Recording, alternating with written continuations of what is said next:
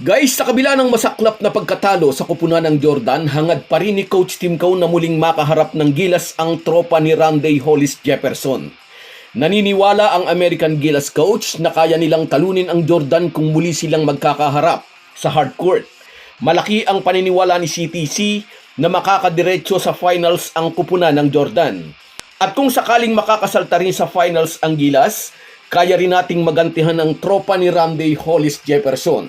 Ngunit bago mangyari yan ay dadaan muna ang Gilas sa butas ng karayom, ika nga. Kailangan muna ng Gilas na malakdawan ang kupunan ng Qatar at pagkatapos niyan ay naghihintay ang malakas na kupunan ng Iran para sa quarterfinals. At isa pong pagwawasto, hindi rin pala ganap na nakaiwas sa China ang Gilas.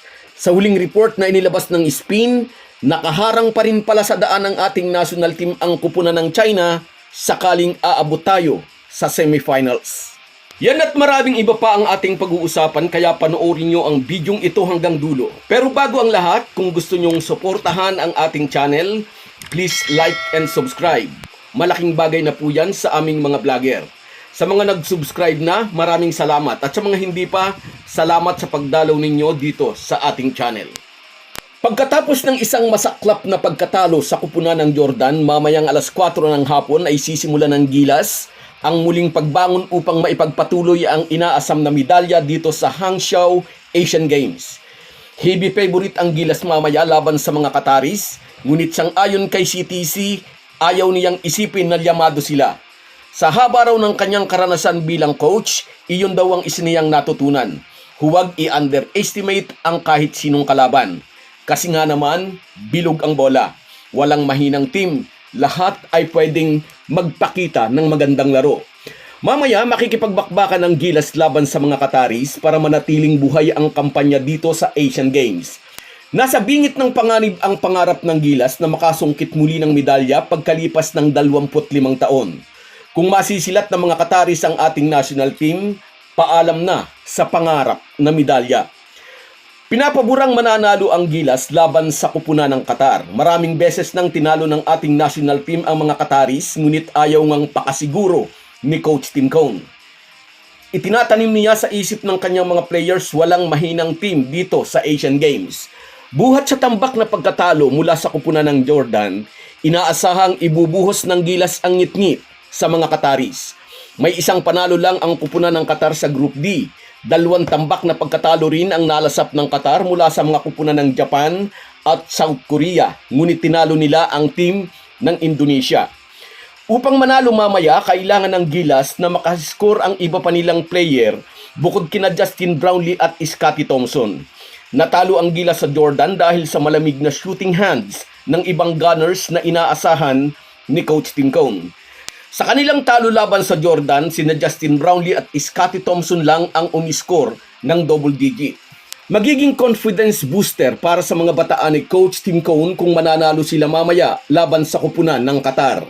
Kung mananalo laban sa mga Qataris, mula rito'y lalo pang magiging matarik ang daang kailangang akyatin ng Gilas Pilipinas. Naghihintay sa ating national team sa quarterfinals match ang malakas na kupunan ng Iran.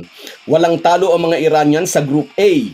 Tambako lahat ang kalaban ng Iran sa group stage. Nagtala ng average winning margin na 21 points ang mga Iranian. Ito ang dahilan kaya nasabi ni Coach Tim Cone na dadaan ang Gilas sa butas ng karayom upang masungkit ang pinapangarap na medalya. At isa pong pagwawasto, hindi rin pala ganap na nakaiwas sa China ang Gilas. Sa huling report po ng SPIN, posibleng magkukrus pa rin ang landas ng dalawang team sakaling malulusutan ng Gilas ang kupunan ng Qatar pati na ang kupunan ng Iran.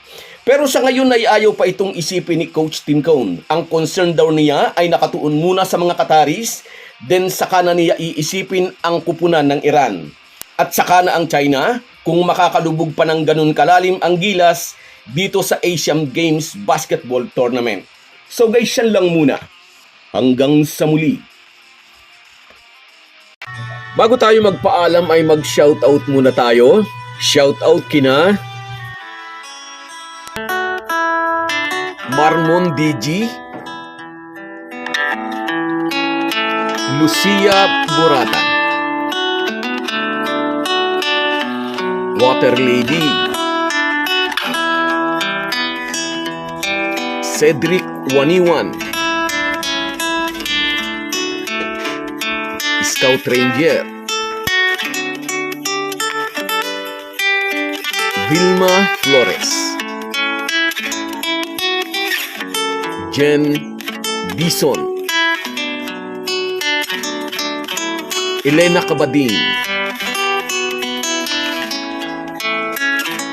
Esen Arsenas, at si Bruno Abilino Jr. Lahat po tayo ay may kanya-kanyang pinagkakabisihan, pero bigyan din po natin ng panahon ang espiritual na pangangailangan ng ating puso. Mag-ukol din po tayo ng panahon sa salita ng Diyos. Isang paalala po mula sa inyong Halo-Halo Sports Republic. Salamat po.